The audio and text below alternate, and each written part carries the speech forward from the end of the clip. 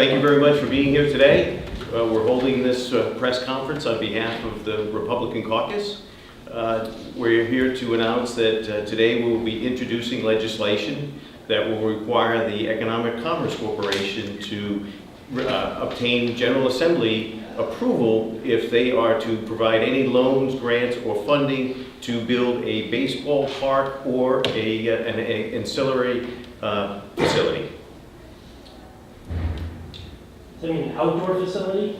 It doesn't necessarily mean outdoor. does not specify indoor outdoor. Okay. Yeah, it would include any and all. So a baseball stadium, but a parking garage, any other kind of development that might be attached to the baseball stadium. As you know now, there's no requirement that Commerce Corp come to the General Assembly for our approval. And this would protect the taxpayers so that their representatives actually have a chance to vet the proposal and make sure that it is in the best interests of their constituents. What makes... I just want to say something. The House is Can you step into the microphone? The House is introducing the legislation. In the Senate, the deadline is passed, but we're here today to show our support for the legislation. Our concern is taxpayer money being used for the development of a new minor league baseball park in Rhode Island. While we support minor league baseball, while we support the Pawtucket Red Sox, we just feel that it's not a good investment for the taxpayers of Rhode Island at this time. However, not unlike other major development projects, we'd be open to, minor infrastructure, ancillary infrastructure improvements going into a significant development. However, we firmly believe that it's not a good investment for the taxpayers, and it is somewhat risky for taxpayer money. So this bill here, and I applaud the House Republicans putting it in, would require that the NEA monies would have to come before the General Assembly for approval, whereas Leader Morgan indicated that's properly vetted and there's a due diligence that's performed. We're dealing with taxpayer money. We're not dealing with State House money, we're dealing with taxpayer money. And we firmly believe that to get a good investment, a return on investment, this is not the way to do it. And we've looked at ballparks throughout the country. There have been numerous articles in the media, and in some cases these ballparks have not lived up to the expectations or the benchmarks that have been set. And you can look at our neighboring state in Hartford, Connecticut. So we're here, the Senate Republican Caucus is here to support the House Republican Caucus in their legislation. What's different about sports stadiums than all the other things that the state could spend money on? It's a nice to have, not a have to have. Sports stadiums are nice to haves, they're not have to haves. What the state needs is tax relief for businesses, it needs economic development, and sure, some subsidies to bring out-of-state businesses here. But I don't believe it is a have to have an existing sports franchise laterally move to some other location. And if that is something that the taxpayer funds are going to be spent on, it should come before the people's representatives for consideration and not be doled out through the executive branch. Also, it's quite questionable whether or not you get your return on this. Many of these ballparks, the ballparks, they have, the deal is it's development that occurs around the ballparks, significant amount of development. And the ballparks bring in revenue so they can pay down the debt. And if you look at the numbers, it just doesn't work out. And when you look at some of these ballparks around the country, that development didn't occur. It just didn't occur. So it's riskier than some of the other types of projects that you might be referring to. They just don't get that return on the economic development portion of the component. The Commerce Secretary said today that the Commerce Corporation does not intend to finance any of this ballpark at the Pawsox. Although they are in negotiations, they're not going to be doing any of the financing on the state level. So does this change your legislation? Are you going to, they may require legislative approval regardless, notwithstanding that they're not going to come to the state for financing? So then there's really no harm in passing this legislation, and it provides an opportunity as a check and a balance for the taxpayer. Then should this come back up in the future at some point? You know, the taxpayer really spoke very loudly last year about this baseball stadium. This is a private company, and the people who bought it as a money-making venture. That's their responsibility to handle that cost if they want a new stadium. They have one, right, that the taxpayers already have provided. I don't think we need to, quite frankly, I don't think we need to provide a private company with a whole nother stadium.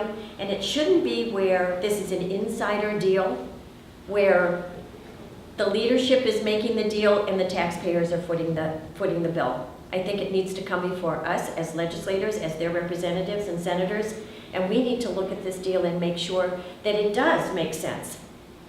Can I also say, Would you step in front of the mic? Sure. Tell me your name, please. Senator Morgan, Yep. I would also like to say that we are still paying for the old stadium. Yes, we are. Yeah, the debt has been paid off in the old stadium.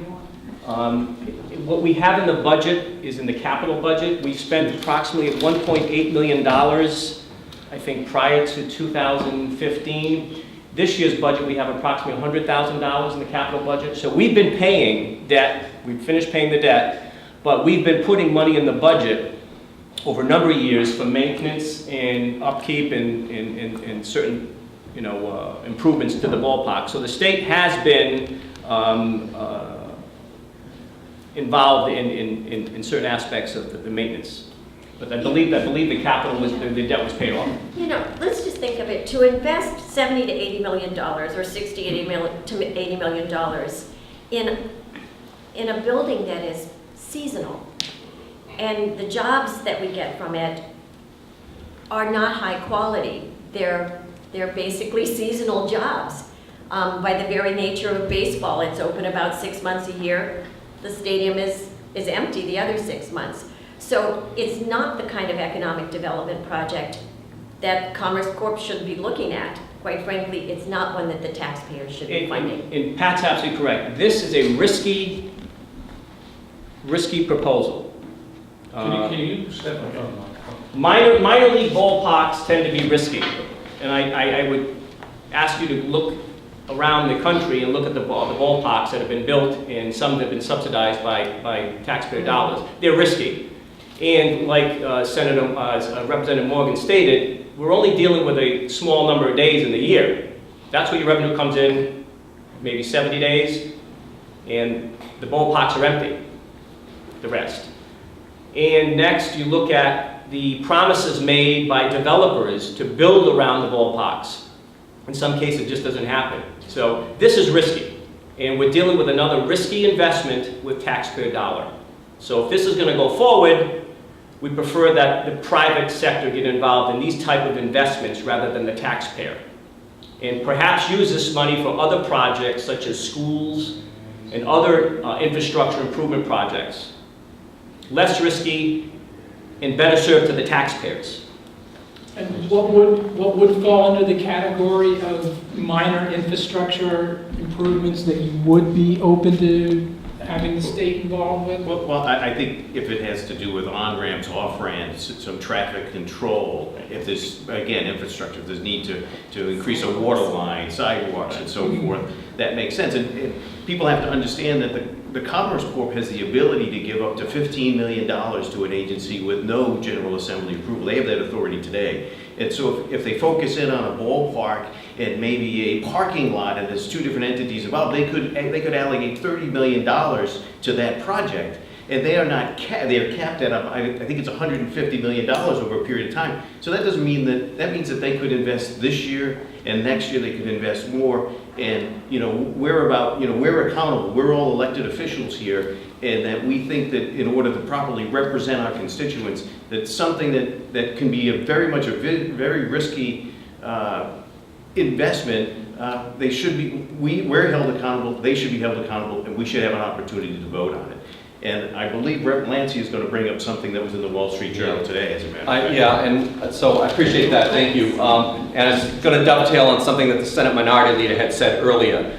There is an excellent article in today's Wall Street Journal regarding the Hartford yard goats. And that's been an often delayed project, and it's a project that was supposed to have a certain promise involved. And now it's a mired project, millions of dollars, over budget, and at this point, the mayor has no idea how actually the balance of it is going to be funded. And then they talked about, building around the ballpark, but they've run into issues with even land ownership, and they're fighting with developers. So, and the mayor himself was against the project, and ultimately said he wished the money would have been spent some other way. And I went to the actually Pawsox luncheon last week at Twin River, and it strikes me that one of their top ball players, Rusney Castillo, they paid a premium of I think $72 million for his contract.